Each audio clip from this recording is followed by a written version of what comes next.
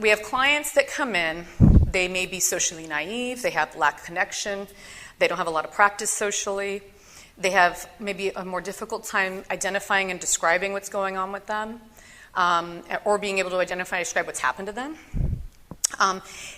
A lot of my male clients come in feeling very powerless, needy, wanting a partner. Why can't I find a girlfriend? And therefore they're more vulnerable to being exploited.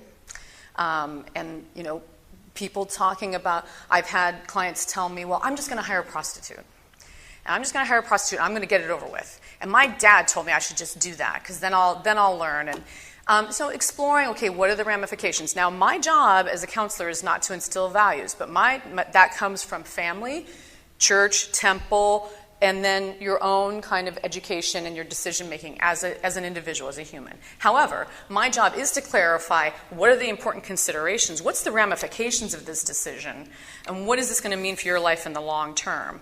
Why would we not choose to take that as an option? Number one, I believe that there are other outlets for you. So let's talk about that. Let's have really frank discussions about that. But I've had people, maybe they went to a prostitute or someone, and they, well, I got ripped off. I paid $20, and someone told me I could have gotten much more than I got, but I didn't know. And it's like, we have so much to talk about. And once you've gotten to that point, we've missed a lot already. Emotional issues, powerless, neediness, and then sometimes it can turn into anger and upset. Not being able to find a partner can be very frustrating. And then that can lead to a lot of anger and upset. So we need to normalize, yes, it is frustrating, but let's look, these are some other options. Okay, so that we're able to provide an outlet. The reality is for some of our clients, for a lot of people, there might not be a reasonable partner. So masturbation and self-sex is something we're going to need to talk about.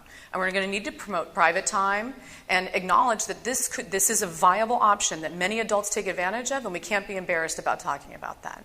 And if you don't know how to do that, we're going to have to talk about resources to make that happen for you, okay? Because this is an important part of your life. We can't pretend that, they operate at a 6-year-old level. I don't think they're going to have those needs. Or he seems kind of asexual to me. He doesn't ever talk about having an interest in girls.